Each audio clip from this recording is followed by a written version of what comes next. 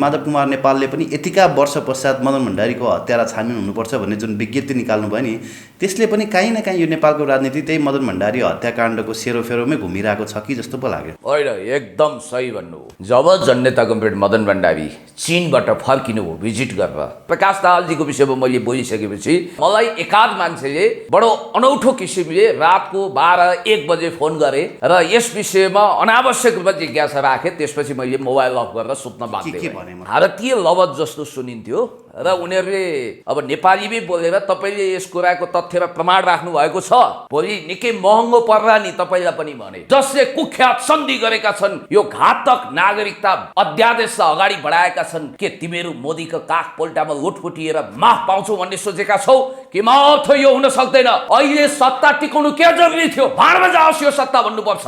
जननेता comrade Madan भण्डारीको आफूलाई सच्चा अनुयायी सम्झने जननेता कमरेड मदन भण्डारीले त आफ्नो ज्यानै गुमाइदिनु हो। बिहान भर्खर देखिएका साथीहरू, सँगै चिया नास्ता खाएका अथवा सँगै टेलिफोनमा हेलो हाई गरेका, फेसबुकमा जोडिएका साथीहरू बेलुका रेस्ट इन पिस रिप लेख्नुपर्ने अवस्थामा पुग्नु भएको छ कठैबरा।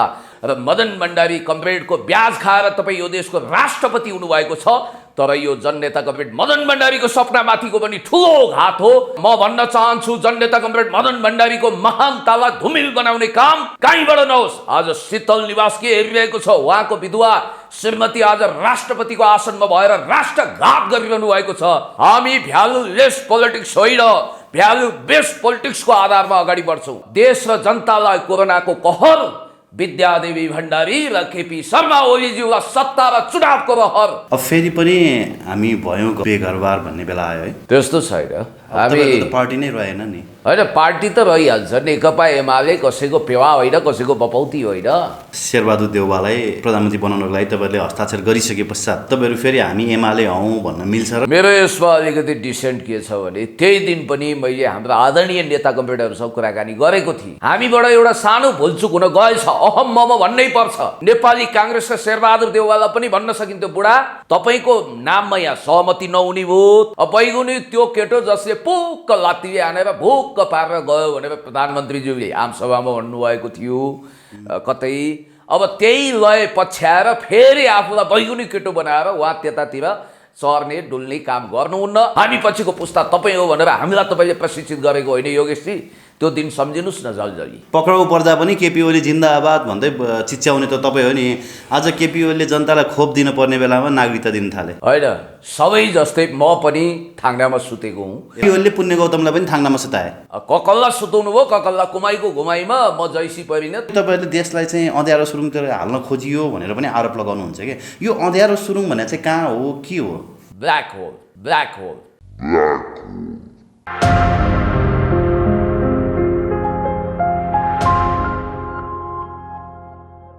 दर्शकवृन्द नमस्कार। PNBखबर.com को यो श्रृङ्खलामा हामीसँग युवा नेता पुण्य गौतमजी हुनुहुन्छ। पुण्य सर, स्वागत छ यहाँलाई PNB खबर। एकदमै धन्यवाद छ युवराज सर, र तपाईँको यो सुप्रसिद्ध च्यानल PNB प्रति हार्दिक आभारी छु। अब फेरि पनि हामी भयौँ बेघरबार भन्ने बेला आयो है। त्यस्तो छैन, हामी पार्टी नै रहेन नि। होइन, पार्टी त रहिहाल्छ। नेकपा एमाले कसैको पेवा होइन, कसैको बपौती होइन। र नेकपा एमालेलाई हामी नयाँ स्वरूप दिएर लानेछौँ। थप एकताबद्ध गरेर कुडा कर्कटहरूलाई धोइ पखाली गर्नेछौँ। लेन्डुपेको प्रेत आत्मालाई ढिम्किन पनि दिँदैनौँ। नेकपा हुँदा पनि यस्तै भन्नुहुन्थ्यो तपाईँले होइन। अब नेकपाको म खुङ्खार युवा नेता हुँ भन्नुहुन्थ्यो, नेकपा फुट्दैन भन्नुहुन्थ्यो। अब नेकपा फुटेर दुईवटा पार्टी भयो। अब दुईवटा पार्टीबाट पनि तीनवटा पार्टी अलमोस्ट भइ नै सक्यो भन्नुपर्दा। नेपाल कम्युनिस्ट पार्टीलाई नेकपाका नेताहरूले फुटाएको होइन, अदालतले फुटाइदियो।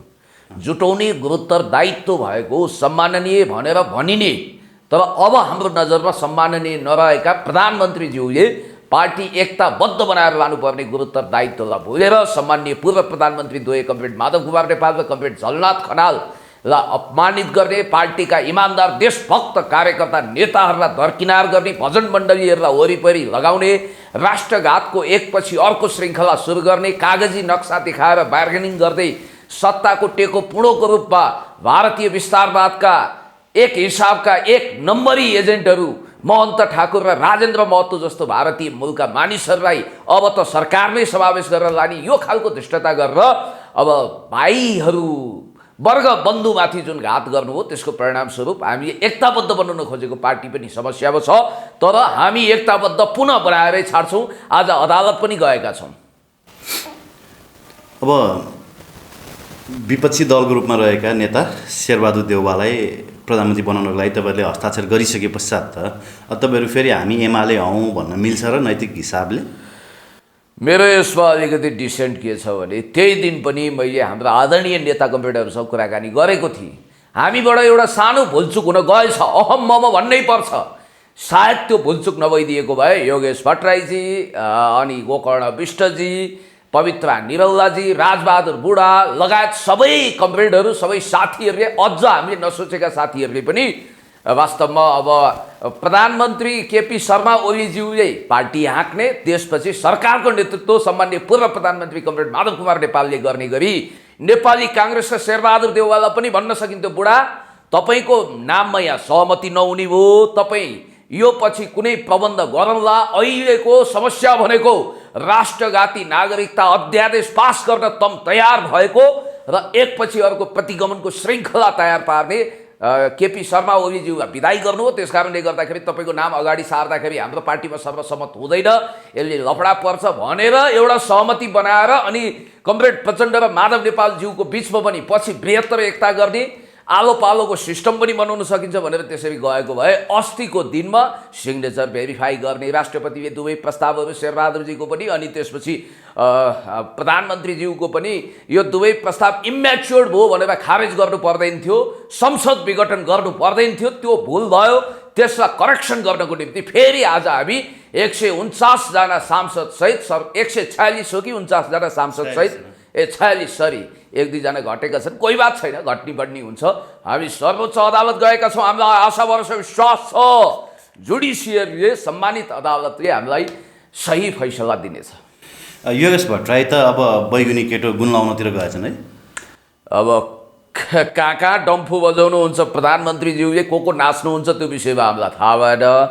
अनि तर युवा नेता योगेश भट्टराई त धेरै युवाहरूको ढुकढुकी थिए नि त। यता विपक्षी दलमा आएर होइन मन्त्री पदै छोडेर पनि विपक्षी गठबन्धनमा समावेश हुँदाखेरि उनले गरेको त्यागलाई चाहिँ धेरै युवाहरूले समर्थन गरेका थिए नि। यस्तो पो हुनुपर्छ नेता भनिरहेका थिए नि। मन्त्री पदको पनि लोभ रहेन, जबकि बादल जस्तो मान्छे पार्टी नै छोडेर नेकपा एमाले प्रवेश गर्नुभयो। तर योगेश भट्टराईले त मन्त्री पद छोडेर आउनु भएको थियो। आज त उनी फेरि बैगुनी निस्के कि यता पनि लात्ताले पुक्का हानेर भागे। यस्तो प्राइम मिनिस्टर इन वेटिङको स्टाटसमा रहेका केही युवा नेताहरूले आफ्नो स्टारडम धान्ने रफू चक्करमा अनेक खालको खेलोखड्को गरेको देखियो। जस्तो मान्छेहरूले शेरबहादुर तामाङजीप्रति पनि भरोसा गरेका थिए। बुढा शेरबहादुरको प्रेत आत्मा नै उहाँमाथि हावी भएको हो कि, किनभने उहाँमा एउटा दरोखरो व्यक्तित्व थियो, केही गर्न सक्ने आँट, हिम्मत, प्रतिष्ठा पनि थियो। तर उहाँ पनि कता कता रनबन डुले पनि थलो किलोमै फर्किनुहुन्छ भन्ने हामीले आशा गरेका छौँ। अब बैगुनी त्यो केटो जसले पुक्क लात्तीले हानेर भुक्क पारेर गयो भनेर प्रधानमन्त्रीज्यूले आमसभामा भन्नुभएको थियो कतै। अब त्यही लय पछ्याएर फेरि आफूलाई बैगुनी केटो बनाएर उहाँ त्यतातिर चर्ने डुल्ने काम गर्नुहुन्न। आशा गर्छु शेरबहादुर देउवालाई पो प्रधानमन्त्री उहाँले स्वीकार गर्नु भएन, तर उहाँले विचार समूह नै फेर्नुभयो भन्ने कुरोमा चाहिँ म ढुक्क छैन। हेरौँ अब जे पनि हुनसक्छ, राजनीतिक खेलहरू अनेक सम्भावनाका खेल हुन्। तर योगेश भट्टराईज्यू यहाँलाई म भन्न चाहन्छु, दर्जनौँचोटि तपाईँ र हाम्रो बिचमा कुराकानी हुँदाखेरि तपाईँहरूले हामीलाई इन्सपायर्ड गर्नुभएको छ। राष्ट्रियता, जनतन्त्र र लोकतन्त्रको कुरामा पुण्यजी कम्प्रोमाइज गर्नु हुँदैन। अविश्रान्त शिरमा कफन बाँधेर तपाईँहरू अगाडि बढ्नुपर्छ। हामी पछिको पुस्ता तपाईँ हो भनेर हामीलाई तपाईँले प्रशिक्षित गरेको होइन योगेशजी, त्यो दिन सम्झिनुहोस् न जल्दी।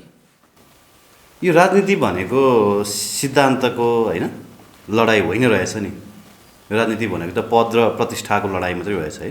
के को लडाइँ? सिद्धान्त, आचार विचार, नीति निष्ठा, राष्ट्रियताको लडाइँ हो नि राजनीति। विचार त होइन रहेछ नि। मतलब क्याम्पै चेन्ज गर्ने, पार्टी नै चेन्ज गर्ने, गुटै चेन्ज गर्ने होइन, प्रधानमन्त्रीको पद टिकाउनको लागि नागरिकता अध्यादेशै लिएर आउने, यस्ता यस्ता कुराहरू पनि हुन्छ नि होइन। विचार आचारको लडाइँ हुनुपर्नेमा अचारको लडाइँ भइदियो भनेर एकजनाले खिचिट्युबी गरेको मैले सुनेको थिएँ। तपाईँले भने जस्तो समस्या, त्यो खालको रोग डेफिनेटली हाम्रो राजनीतिमा देखा परेको छ। हामी हैरान परेशान भएका छौँ युवराज सर। तर तर एउटा कुरा म तपाईँलाई भन्न चाहन्छु, हामी भ्यालुलेस पोलिटिक्स होइन, भ्यालु बेस्ड पोलिटिक्सको आधारमा अगाडि बढ्छौँ।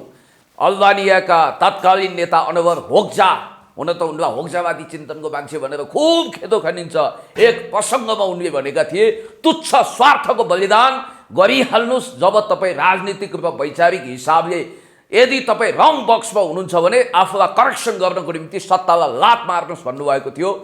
प्रधानमन्त्रीज्यू कालापानी लिम्पियाधुराको कागजी नक्सा देखाएर तपाईँले जनतालाई इमोसनल ब्ल्याकमेलिङ गर्नु, हामी पनि कति सोझा क्या महाकाली तपाईँ त हो नि प्रधानमन्त्री केपी शर्मा ओली देशको पक्षमा जनताको पक्षमा भन्दै पक्राउ पर्दा पनि केपी ओली जिन्दाबाद भन्दै चिच्याउने त तपाईँ हो नि।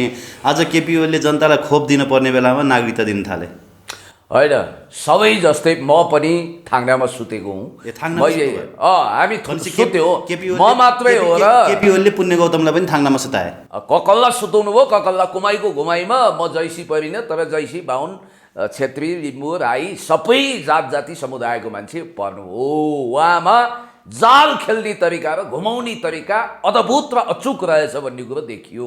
तर एउटा जनता अक्सिजन नपाएर लडिरहेका छन्, मरिरहेका छन् होइन। हामी निकटै कति व्यक्तिहरूलाई हामीले श्रद्धाञ्जली दिइसक्यौँ, फेसबुक मार्फत यहाँले पनि त्यसमा कमेन्ट गर्नुभएको छ। जनताले आइसियु भेन्टिलेटर नपाएर मरिरहेका छन्। यो अवस्थामा त्यो व्यवस्था गर्नतर्फ लाग्नुपर्ने हो कि आइसियु अक्सिजनको लागि होइन यता नागरिकता बाँड्नतर्फ लाग्नुपर्ने हो? कस्तो महत्त्वपूर्ण कुरो तपाईँले उठाउनुभयो। वास्तवमा यो राज्य मानवता भएको, देशलाई माया गर्ने हर कसैले यतिखेर सबै कुरो थाती राखेर यो कोरोनाको कहरलाई व्यवस्थापन गर्नु पर्थ्यो। अक्सिजनले हस्पिटलमा छटपटाइरहेका ती बिरामीहरूको हरेक बेडमा अथवा घर घरमा अक्सिजन पुर्याउनु पर्थ्यो। सरकार कहाँ छ भनेर नागरिकहरू खोजिरहेका छन् दिउँसै टर्च लाइट बालेर, तर सरकारको अत्तो पत्तो छैन। सरकारका मन्त्रीहरू, नेताहरू, कतिपय प्रतिपक्षी दलका नेताहरू पनि एकदम लाल बत्ती बालेर आफ्ना कामहरूमा कार्यक्रममा व्यस्त छन्, सत्ताको म्युजिकल चेयरमा व्यस्त छन्। नागरिकहरूको जिन्दगी धुवामा उडिरहेको छ। अरू त अरू छोडिदिनुहोस्, पशुपति चौलागाई जस्तो कम्पेरेटिभली सोझो, इमान्दार, हसमुख, जनपक्षीय व्यक्तित्वको लापरवाहीले गर्दा ज्यान गएको छ। उहाँको ज्यान केवल कोरोनाले मात्रै गएको होइन, अपमानले पनि गएको हो। तपाईँलाई म भनिदिइहालौँ, रुखले अपमान भन्नाले म तपाईँलाई भन्न चाहन्छु, रुखले कार्बन डाइअक्साइड फ्याँक्छ अक्सिजन लिन्छ भन्ने टाइपका जो मन्त्रीहरू छन् र पशुपतिमा दाउराको अभाव हुने छैन भनेर क्रूर बयानबाजी गर्ने, जबकि हस्पिटल र हरेक घरमा अक्सिजनको कमी हुँदैन भन्नुपर्नेमा यस्तो खालको हृदयहीन अभिव्यक्ति दिने लठुवाहरू मन्त्री भएको ठाउँमा 2037 सालमा कम्युनिस्ट पार्टीको सदस्यता प्राप्त गरेर एउटा बेदाग निर्दाग छवि बोकेको जनपक्षीय व्यक्तित्व पशुपति चौलागाईलाई कहिले मन्त्री बनाइएन। उहाँसँग भिजन थियो, मिसन थियो। बागमती प्रदेशको एउटा मामुली सभासद प्रदेश सभासदमा लगेर खुम्चाइयो भन्ने बित्तिकै त्यो अपमान बोधले पनि उहाँको शरीर गालेको हो भन्ने निष्कर्षमा म छुकिनँ भने उहाँसँग मेरो लगातार मेसेन्जरमा कुराकानी हुन्थ्यो, टेलिफोनमा हुन्थ्यो, भेटघाट हुन्थ्यो र उहाँले कहिल्यै पनि पदीय लालचा देखाउनु भएन। तर उहाँको भित्रभित्रै एउटा कुरा चाहिँ के थियो भने मलाई केपी शर्मा ओलीज्यूले, अध्यक्षज्यूले हदैसम्म अपमान गर्नुभएको छ भन्ने कुरो चाहिँ उहाँलाई थियो र मैले अब त्यतातिर लान खोजिनँ। तपाईँले भने जस्तै आज बिहान भर्खर देखिएका साथीहरू, सँगै चिया नास्ता खाएका अथवा सँगै टेलिफोनमा हेलो हाई गरेका, फेसबुकमा जोडिएका साथीहरू बेलुका रेस्ट इन पिस रिप लेख्नुपर्ने अवस्थामा पुग्नु भएको छ। कठैबरा अमूल्य जीवन गुमाउनु परेको छ हेर्दा कलकलाउँदा उमेरका साथीहरूले। तर सत्ताका निर्दयी निर्मोही मान्छेहरू आज खेल खेलिरहेका छन्। तपाईँले भने जस्तो अब देश र जनतालाई कोरोनाको कहर विद्यादेवी भण्डारी र केपी शर्मा ओलीज्यूलाई सत्ता र चुनावको रहर आज आफ्नो कुर्सी जोगाउनको निम्ति राष्ट्रियतालाई जुवाको खालमा राखेर यो देशको सार्वभौम सत्ता समाप्त पार्ने गरी नागरिकता अध्यादेश ल्याउनुपर्ने जरुरी के थियो? नागरिकता मकै भटमास, उहाँकै भाषामा भन्नुपर्दा चक्लेट पाडे जस्तो बाँडिने कुरा हो। आज यो देश सिक्किमीकरण हुने खतरामा पर्यो, डेन्जर बक्समा पर्यो। फिजीकरणको प्रक्रिया त सुरु भइसक्यो। कसले रोक्ने अब यो देशलाई? हामीलाई उहाँले झुक्क्याइदिनु भयो, मायाजालमा पार्नुभयो, संसद विघटन गर्नुभयो। संसद छलेर जस्केलोबाट चोर ढोकाबाट अध्यादेश टेबल गरियो। राष्ट्रपति महोदय, तपाईँ जननेता कमरेड मदन भण्डारी त्यो महान नेता जसले टनकपुर विरोधी राष्ट्रघाती सम्झौता विरोधी आफ्नो एउटा अभियानमा लाग्दाखेरि आफ्नो जीवन बलिदान गर्नुभएको थियो र मदन भण्डारी कमरेडको ब्याज खाएर तपाईँ यो देशको राष्ट्रपति हुनुभएको छ।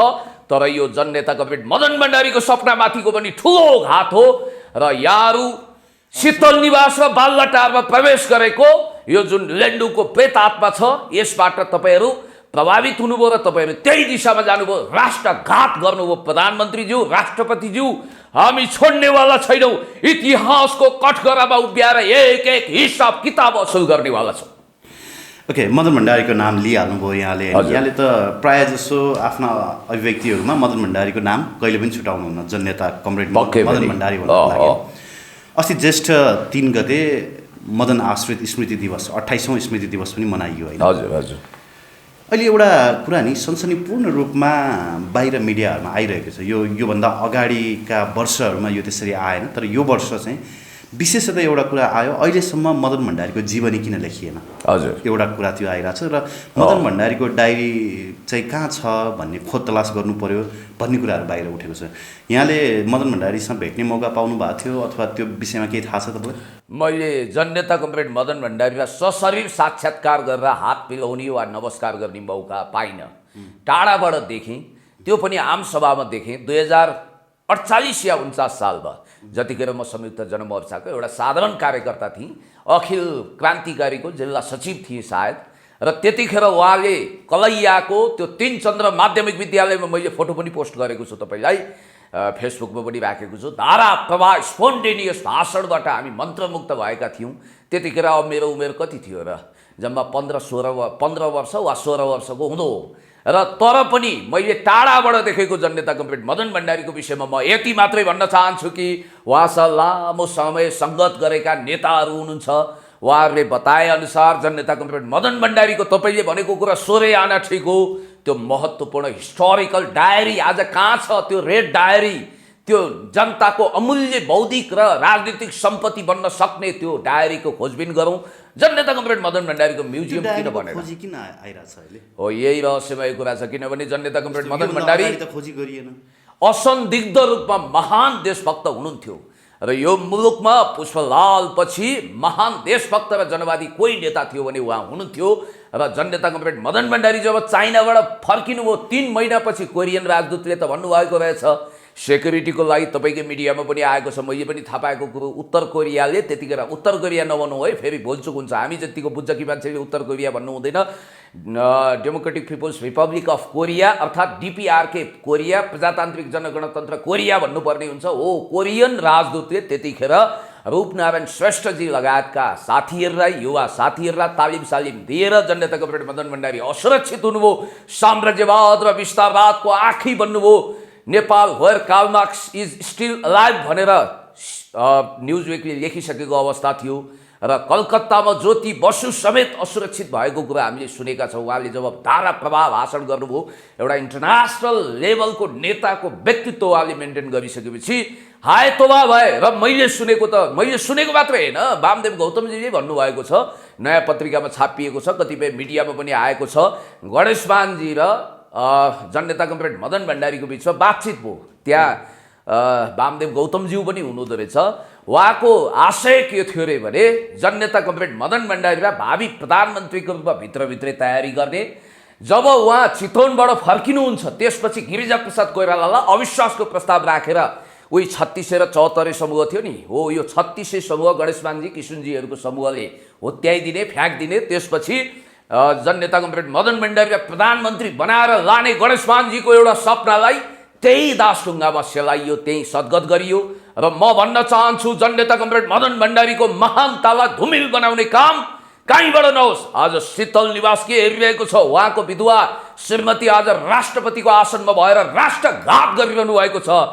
म त आत्मामा विश्वास गर्दिनँ। यदि जननेता कमरेड मदन भण्डारीको आत्मा छ भने त्यसले कति श्राद्ध हो विद्यादेवी भण्डारीज्यू तपाईँलाई। अहिलेसम्म नि अब एमाले अहिले सबैभन्दा ठुलो पार्टी पनि छ।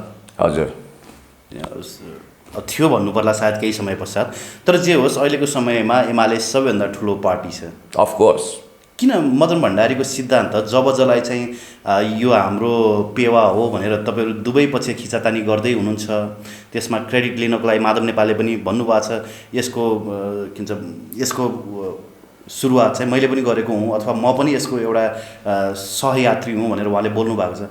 अनि उहाँको जीवनी चाहिँ किन कसैले लेखेनन्? होइन, तपाईँलाई एउटा कुरो म भन्छु, होइन मदन भण्डारीको जीवनी किन लेखिएन? अस्ति कतातिर दीपक मनाङ्गेले पनि म बिपीको सच्चा चेलो हो भनेछन्। हुँदा हुँदा कुनै दिन चक्रे मिलनले पनि म माओ त्से-तुङको खुङ्खार चेलो भन्देलान्। पत्याउने तपाईँसँग आचरण चाहिन्छ। के जननेता कमरेड मदन भण्डारीको सच्चा चेलोले चरी प्रवृत्तिलाई उत्साहित गर्छ? जननेता कमरेड मदन भण्डारी जो निर्धाक व्यक्तित्व हुनुहुन्थ्यो, साइकलमा यात्रा गर्नुहुन्थ्यो, आज BMW, मर्सिडिज र फेरारी कारका शौखिनहरूले जननेता कमरेड मदन भण्डारीको म चेलो हुँ भन्न सक्छ। जननेता कमरेड मदन भण्डारीले भारतीय विस्तारवाद र साम्राज्यवाद विरुद्ध लड्नु भएको थियो। अमेरिकन दूतावासद्वारा प्रायोजित, अमेरिकी सरकारद्वारा प्रायोजित millennium challenge corporation MCC pass गर्नको निम्ति मरिहत्ते गर्ने अनि त्यसपछि नागरिकता विधेयक पास गर्ने जो टनकपुर विरोधी महान योद्धा हुनुहुन्थ्यो जननेता कमरेड मदन भण्डारी, राष्ट्रियता विरोधी तत्त्वहरू, राष्ट्रघाती तत्त्वहरू आफूलाई जननेता कमरेड मदन भण्डारीको मानव आत्मै ममा ट्रान्सप्लान्ट भएको छ भनेर बाल्लाटार र अनि सिंहदरबारमा बसेर जननेता कमरेड मदन भण्डारीको भाषणको कपी एन्ड पेस्ट हानेर हुन्छ? जननेता कमरेड मदन भण्डारीको सच्चा अनुयायी त्यो हो जसमा एउटा नैतिकता हुन्छ, निष्ठा हुन्छ, मूल्य हुन्छ, मान्यता हुन्छ, सिद्धान्त हुन्छ, आदर्श हुन्छ, अन्तर्राष्ट्रिय बुझाइ हुन्छ। मैले देखेको म तपाईँलाई स्पष्ट रूपमा भन्छु, जनताको बहुदलीय जनवाद प्रतिपादन गर्नको निम्ति सिपी मैनालीज्यूसँग प्रति ध्रुवमा बसेर सबैभन्दा बढी सङ्घर्ष गरेको व्यक्तित्व भनेको म ढाकछोप नगरिकन भन्छु माधव कुमार नेपालज्यू सम्माननीय पूर्व प्रधानमन्त्रीज्यू नै हुनुहुन्छ। र तपाईँले याद गर्नुहोला, यदि केपी शर्मा ओलीज्यू सच्चा अनुयायी हुनुहुन्थ्यो त्यतिखेर भने उहाँलाई सेकेन्ड इन कमान्ड किन बनाइएन त? माधव कुमार नेपाललाई नै किन बनाइयो? र तत्कालीन जननेता कमरेड मदन भण्डारीको अवसानपछि केपी शर्मा ओलीज्यूलाई महासचिव नबनाएर माधव कुमार नेपालज्यूलाई किन छानियो र 15 वर्षसम्म स्वीकृत महासचिवको रूपमा, सर्वस्वीकृत महासचिवको रूपमा किन आउनुभयो त? यहीँबाट बुझ्नुहोस् कि जननेता कमरेड मदन भण्डारीका चेलाहरू रकमी हुँदैनन्, जाली हुँदैनन्, झेली हुँदैनन्, कपटी हुँदैनन्, राष्ट्रघाती हुँदैनन्। उनीहरू इमान्दार हुन्छन्, छल कपट जान्दैनन्, स्पष्ट हुन्छन्, देशभक्त हुन्छन्, नैतिकवान हुन्छन्। त्यो चरित्र केपी शर्मा ओलीज्यू र उहाँको इर्द गिर्दमा घुम्ने यी कार्बन डाइअक्साइडवाला मन्त्रीहरूमा छ त? बताउनुहोस् मलाई। एउटा कुरा नि, राष्ट्रपति विद्यादेवी भण्डारीको सुपुत्रीहरूले हजुर तत्कालीन प्रधानमन्त्री सुशील कोइराला हुँदा रुँदै उहाँहरूले चाहिँ हाम्रो बुवाको हत्यारालाई अहिलेसम्म पत्ता लगाउन सकेन सरकारले, के गरिरहेको छ भनेर रुँदै वक्तव्य दिनुभएको थियो अरे। अब अहिलेका दिनहरूमा त्यस्ता अभिव्यक्तिहरू आउँदैनन् नि? होइन, यस्तो अहिले त फेरि देशकै सर्वोच्च पदमा राष्ट्रपति विद्यादेवी भण्डारी नै हुनुहुन्छ। त्यो विषयमा कुरा पनि उठ्दैन, छानबिन पनि हुँदैन। गान्धीका छोराले गान्धीको नामलाई राम बनाउने होइन हराम बनाउने काम गर्न खोजे। दुनियाँमा बडे बापका बिगडे हुए औलाद भन्छ क्या। म जननेता कमरेड मदन भण्डारीको लिगेसी उहाँको सन्तानले धान्नुभयो भने यसको रिसर्चमा जान चाहन्न। तपाईँले देखिरहनु भएको छ कि दुनियाँमा बडा बडा महान नेताका छोराछोरीहरूले पनि आफ्नो पिता माताको त्यो खालको महान लिगेसीलाई धानेको हामीले देखेका छैनौँ। जननेता कमरेड मदन भण्डारीको सुपुत्रीले पनि खोइ त आफ्नो एउटा व्यक्तित्व कृतित्वले राष्ट्रलाई रोशन गर्न सकेको, जनता र देशको निम्ति कन्ट्रिब्युसन गर्न खोजेको खोइ? त्यो कुरा आफ्नो ठाउँमा छ। उहाँहरू एउटा साधारण नर्मल पब्लिकको रूपमा आफ्नो जीवन बिताउन चाहनुहुन्छ नि, त्यो उहाँहरूको इच्छाको कुरा हो। तर मैले भन्न खोजेको कुरा के हो भने, सुशील कोइरालाको सरकार हुँदाखेरि चाहिँ रुँदै त्यस्तो अभिव्यक्ति दिने व्यक्तिहरू आजको दिनमा चाहिँ किन पहल गर्दैनन्? जबकि आज त राष्ट्रपति विद्यादेवी भण्डारी आफै हुनुहुन्छ सर्वोच्च पदमा, प्रधानमन्त्री केपी शर्मा ओली जो तत्कालीन अवस्थामा छानबिन आयोगको अध्यक्ष पनि हुनुहुन्थ्यो, उहाँ अहिले प्रधानमन्त्री हुनुहुन्छ, किन निस्किँदैनन् यी कुराहरू? र यही पालि चाहिँ फेरि माधव नेपालले यो घटनाको छानबिन हुनुपर्छ भनेर विज्ञप्ति निकाल्नु पनि बडो रहस्यमय मानेका छन् मानिसहरू। हजुर हजुर हो, तपाईँले कुराको चिली गाँठी पहिल्याउनु हो। पहल किन गर्दैनन् जननेता कमरेड मदन भण्डारीका ती हिजो सुशील कोइराला सामु गएर गुवा रुने सुपुत्रीहरू पहल गर्दैनन्? किन किन किन? लाख रुपियाँको प्रश्न तपाईँले राख्न सक्नुहुन्छ। र सायद सम्माननीय पूर्व प्रधानमन्त्री कमरेड माधव कुमार नेपालज्यूले सम्माननीय प्रधानमन्त्री र सत्ताधारी राष्ट्रपति महोदयलाई पनि महामहिम भनौँ कि नभनौँ, ती कुख्यात हातहरू किन कामेनन्, ती औँलाहरू किन कामेनन्?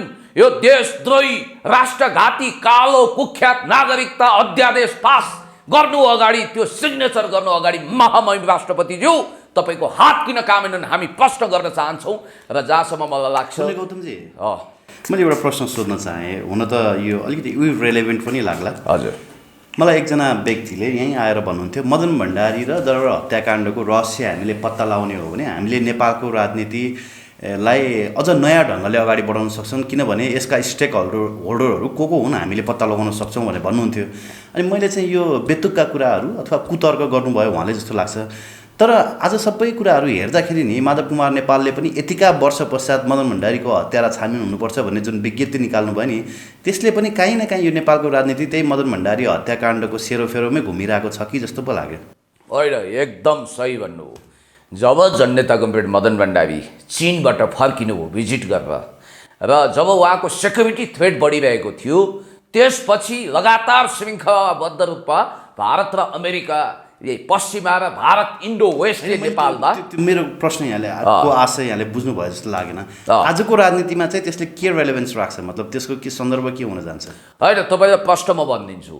जननेता कमरेड मदन भण्डारीको स्पेस खाली भइसकेपछि नेपाली राजनीतिले लामो समयसम्म एउटा राष्ट्रवादी दिग्गज नेताको अभाव महसुस गरेको त तपाईँले प्रश्न देख्नुभयो। त्यो लेभलको, त्यो हाइटको नेता 3 जना मात्रै देखियो। जस्तो गणेशमानजी हुनुहुन्थ्यो, किशुनजी हुनुहुन्थ्यो, जननेता कमरेड मदन भण्डारी, त्यसपछि कमरेड माधव कुमार नेपालज्यूहरू आउनुभयो। गिरिजा बाबुको त छवि कस्तो भयो कस्तो तपाईँले देखिहाल्नुभयो। र म तपाईँलाई एउटा कुरा भन्छु, दुनियाँमा रहस्यमय हत्याकाण्डसँग जोडिएका एकपछि अर्को पात्रहरू श्रृङ्खलाबद्ध रूपमा मारिए। Victory has thousands father but defeat is always orphan भन्ने सन् 1967 मा मारिएका जोन अफ केनेडी किन मारिए भन्ने कुरो सिआइएले त्यसको बारेमा त्यो फाइल नै गायब गरिदियो। जस्तो कि भनिन्छ, त्यतिखेर जब अमेरिकाको क्युबासँग मिसाइल क्राइसिस भयो, सिआइए युद्ध चाहन्थ्यो, तर सोभियत युनियनसँग प्याचअप गरेर मिसाइल क्राइसिस हल गरिसकेपछि युद्धवादी भएनन् जोन अफ केनेडी, शान्तिको परेवा उडाउन चाहे भनेर उनलाई समाप्त गरिएको कुरो छ। र यो राजदरबार हत्याकाण्ड होस्, जननेता कमरेड मदन भण्डारीको हत्याकाण्ड होस्, वा सुशील कोइराला जिउनी सभापतिको क्यान्डिडेट बन्नी बेलामा जब उहाँ रहस्यमय मृत्युवरण गर्नुभयो, यी सबका पहेलीहरू एक दिन खोतलिनेछन्, आउनेछन्। महेश बस्नेतजीले पनि सुशील कोइरालाको हत्यालाई रहस्यमय, सुशील कोइरालाको मृत्युलाई रहस्यमय ढङ्गले हत्या अथवा सुनियोजित हत्या हुन सक्ने भनेर कहीँ बोल्नु भएको छ उहाँले अभिव्यक्ति। एकदम हो। यो विषय हेर्नुहोस्, नेपालमा प्रकाश दाहालको त तपाईँले पनि बोल्नुभयो। हो, मैले प्रकाश दाहालजीको विषयमा बोलिसकेपछि जोडिन्छन्, मतलब मलाई खोजेको छ नि आजको वर्तमान राजनीतिमा मदन भण्डारी दरबार हत्याकाण्ड, सुशील कोइराला प्रकरण र प्रकाश दाहाल हत्याकाण्ड, अथवा भनौँ प्रकाश दाहाल मृत्यु प्रकरण हत्याकाण्ड त नभनौँ, किनभने अहिलेसम्म त्यो प्रमाणित भइसकेको छैन। यी कडीहरू जोडिन्छन् काहीँ? एकदम जोडिन्छन्। नेपाललाई अस्थिर बनाउन चाहने, नेपाललाई युद्धग्रस्त बनाउन चाहने, नेपालको नेसनल सोभरेनिटी, टेरिटोरियल इन्टिग्रिटी, इन्डिपेन्डेन्सीमा दखल अन्दाजी गर्न चाहने तत्त्वहरूको इन्डो वेस्टको यहाँ ठुलो नेटवर्क रहेछ। जस्तो प्रकाश दाहालजीको विषयमा मैले बोलिसकेपछि मैले यो मिडियाबाजी गर्नु अथवा स्ट्याटस लेख्नु जरुरी ठानिनँ। मलाई कुनै मन्त्री बनलास भनेर कल पनि आउँदैन, केही पनि आउँदैन, म त्यस्ता कुरा पनि गर्दिनँ। तर मलाई एकाध मान्छेले बडो अनौठो किसिमले रातको 12-1 बजे फोन गरे र यस विषयमा अनावश्यक रूपमा जिज्ञासा राखेँ। त्यसपछि मैले मोबाइल अफ गरेर सुत्न बाध्य भएँ। होइन, अब भारतीय लवज जस्तो सुनिन्थ्यो र उनीहरूले अब नेपालीमै बोलेर तपाईँले यस कुराको तथ्य र प्रमाण राख्नु भएको छ, भोलि निकै महँगो पर्ला नि तपाईँलाई पनि भने उनीहरूले। र त्यसपछि मैले केही नबोलिकन त्यो फोन राख्थेँ, किनभने त्यो अननेसेसरी कुरा गर्नु जरुरी थिएन। र मैले पछि के आवाज पाएँ भने उनीहरू मलाई पनि थ्रेड गर्न चाहन्छन्, कुनै पनि देशभक्तहरूलाई को हुर्मत लिनु उनीहरूको दायित्व हो भन्ने लाग्यो। र अब अहिले मूल विषयवस्तुमा जाउँ न। यो कुराहरूले अहिलेको राजनीतिलाई गाइड गर्छ कि गर्दैन भनेर खास मैले सोध्न खोजेको थिएँ। तपाईँले प्रसङ्ग अलिकति ल्याउनु भयो, ठिकै छ। म प्रश्न फेरि यसमा जोड्न चाहेँ। अब अहिले संसद विघटन चाहिँ असंवैधानिक भयो भन्ने चाहिँ एउटा किता छ, र सँगसँगै तपाईँहरूले देशलाई चाहिँ अँध्यारो सुरुङतिर हाल्न खोजियो भनेर पनि आरोप लगाउनुहुन्छ कि यो अँध्यारो सुरुङ भन्ने चाहिँ कहाँ हो, के हो? ब्ल्याक होल के हो, मतलब त्यो भनेको के हो? यसलाई आम जनताले पनि बुझ्ने गरी बताउनुहोस् त। त्यो तपाईँलाई एउटा कुरो भन्छु म, पस्दाखेरि लोकतान्त्रिक बाटो हुन्छ, निस्किँदाखेरि एउटा अटोक्रेटिक प्रतिगमनकारी तानाशाही बाटोको निकास दिन खोज्दै बालुवाटार र सिंहदरबारको दृष्टता छ। म तपाईँलाई अझ प्रष्ट हुने गरी भनिदिन्छु। जस्तो प्रधानमन्त्रीज्यूले अहिले संसदमाथि सौतेलो व्यवहार किन गर्नुभयो? दुई कारणले गर्नुभयो। उहाँको सल्लाहकार भनौँ कि अथवा सल्लाहकार त जरुरी छैन, हल्लाकार भए पुग्छ, अथवा सहयोगीको जरुरी छ। एकजना थापा थरका महानुभावले मनुष्यले एउटा टेलिभिजनमा आएर के भन्नुभयो भने मिलेनियम च्यालेन्ज कर्पोरेसन यानि कि एमसिसी पास नगरेको हुनाले संसदलाई उहाँले विघटन गरिदिनु भयो भनेर पहिलोचोटि भन्नुभयो। अहिले संसद विघटन गरेर उहाँले के गरिरहनु भएको छ, के को लागि रहेछ भन्ने त देखियो। जबकि तपाईँलाई थाहा छ लेन्डोभ दोर्जेहरूको इतिहास पढ्नेहरूले यो एउटा किताब पनि म उपहार दिन चाहन्छु तपाईँलाई। सुधानन्द दासको त्यहाँ स्पष्ट रूपमा लेखिएको छ इन्दिरा गान्धीसँग भेट गर्नको लागि जब सिक्किम विलय गरे लेन्डुपले, त्यसपछि ठुलो पुरस्कार पाउँछु, अब केन्द्रमा क्याबिनेट मन्त्री हुन्छु भनेर मुख मिठ्याउँदै गए। अनि उनको सेक्रेटरीले, इन्दिरा गान्धीको सेक्रेटरीले पटक पटक भेटाउने प्रयत्न गर्दा पनि इन्दिरा त महाचाणक्यवादी थिइन्। एक दिन कुटिल मुस्कान छाड्दै भनिन्छन् लबीमा जति पनि कफी पिलाउनु, चिया पिलाउनु, नास्ता गराउनु, तर मसँग नभेटाउनु। अनि आश्चर्यचकित हुँदै सचिवले सोधे, उत्तरमा उनी कुटिल इन्दिरा गान्धीले मुसुक्क हाँस्दै भनिन्छन् a renegade of his motherland should be probable renegade of our country India. अर्थात् आफ्नो मातृभूमि सिक्किमको गद्दार हाम्रो देशको पनि सम्भावित गद्दार हो। ड्याम केयर हिम, उसलाई व्यवस्था गर्नु। अर्थात् म भन्न चाहन्छु कुख्यात अनुहारहरू जसले कुख्यात सन्धि गरेका छन्, यो घातक नागरिकता अध्यादेशलाई अगाडि बढाएका छन्, के तिमीहरू मोदीको काख पोल्टामा लुटपुटिएर माफ पाउँछौ भन्ने सोचेका छौ कि माफ यो हुन सक्दैन। अहिले सत्ता टिकाउनु के जरुरी थियो? भाँडमा जाओस् यो सत्ता भन्नुपर्छ।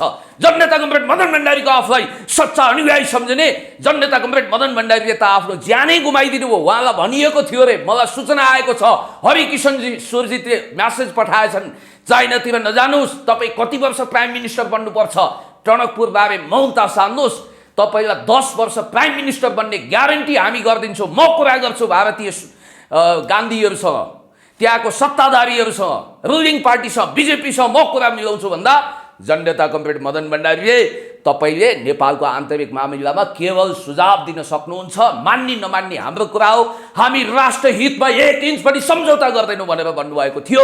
त्यसकारण उहाँको ज्यान गएको छ। आज राष्ट्रघाती नागरिकता अध्यादेश पास गर्नेहरूले आफूलाई जननेता कमरेड मदन भण्डारीको आफूमा आत्मा ट्रान्सप्लान्ट भएको दुष्प्रचार गर्नु त यो 21औं शताब्दीको सबभन्दा क्रूर जोक्स हो सर।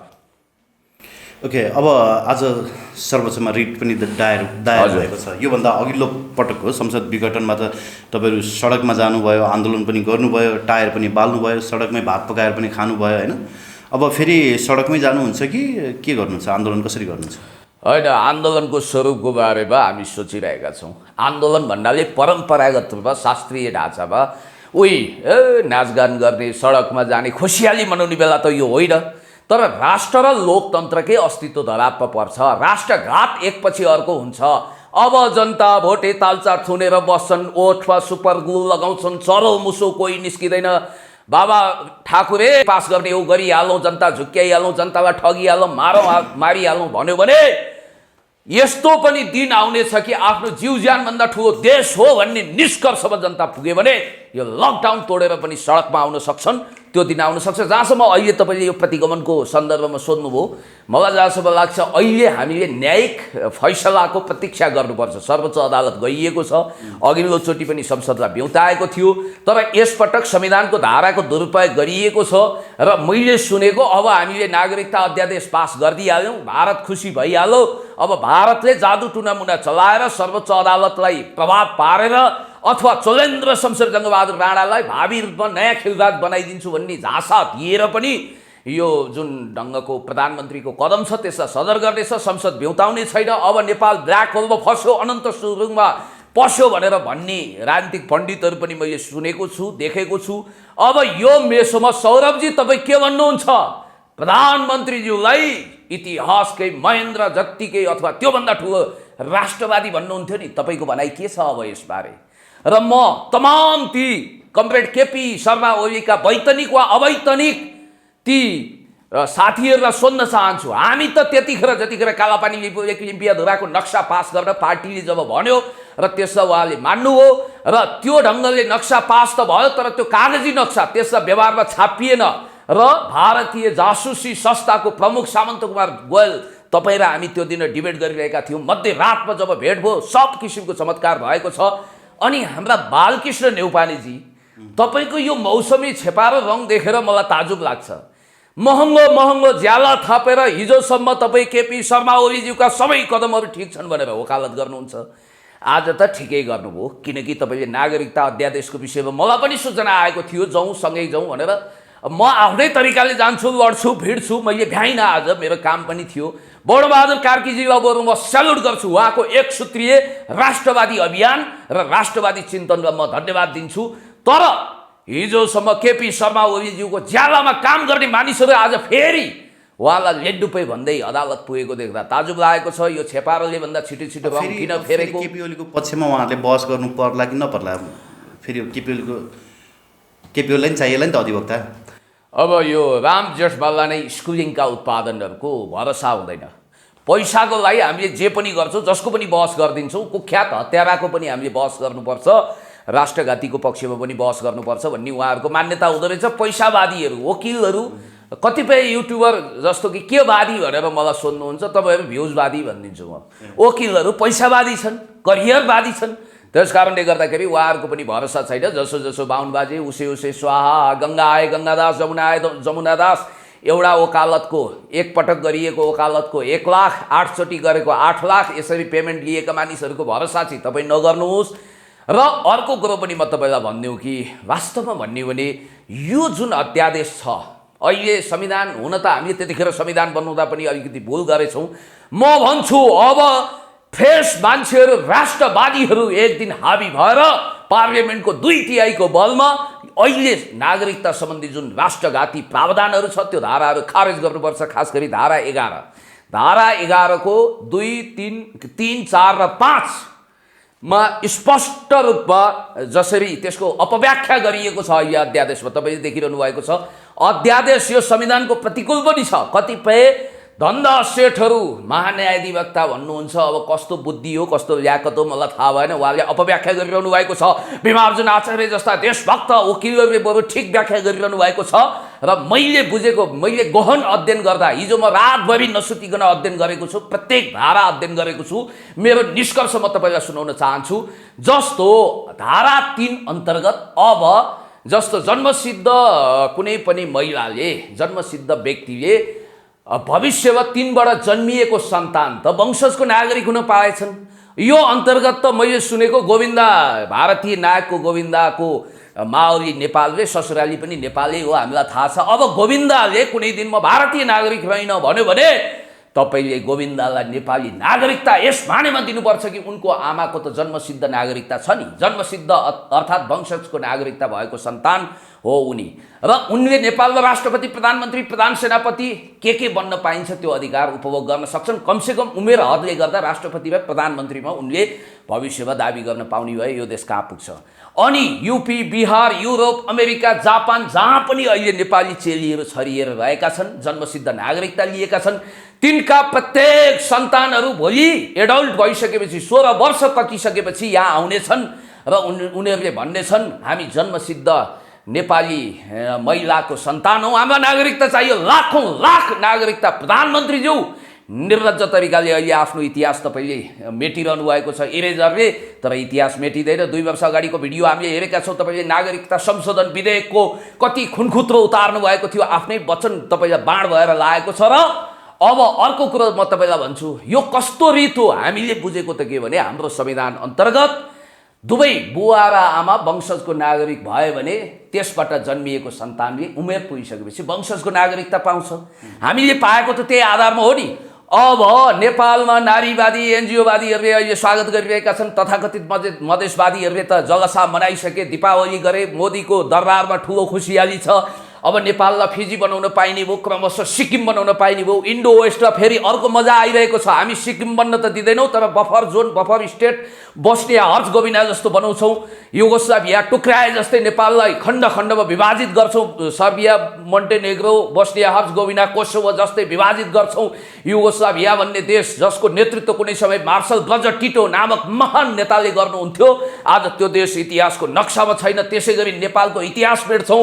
अनि अर्कोतिर एकाथरी यो सोकल्ड अधिकारवादीहरू राइट टु सेल्फ डिटर्मिनेसनको दुरुपयोग गर्दै महन्त ठाकुरहरूले त भनिरहेका छन् नेपाल बहुराष्ट्रिय राज्य हो, नेपालभित्र एउटा मधेस छ, अर्को पहाड छ भन्ने हिसाबले उनीहरूले भविष्यमा जनमत सङ्ग्रह गराएर नेपाली रैथानेहरूलाई अल्पसङ्ख्यामा पुर्याएर देशको फिजीकरण गर्ने, अनि यो कार्यकारी राष्ट्रपति प्रत्यक्ष निर्वाचित हुनुपर्छ भन्नेले पनि कहाँ बुद्धि पुर्याएको छैन भने अबको 10-20 वर्षपछि यही अवस्था रह्यो। मकै भटमास सरह, चक्लेट सरह नागरिकता बाँडियो भने रवि लामिछानेजी तपाईँले मुख मिठ्याउनु पर्दैन। सेलिब्रेटी स्टारडमले पनि केही लछारपाटो लाग्दैन, ठुला ठुला नेताहरू पनि टाट पल्टिनेछन्।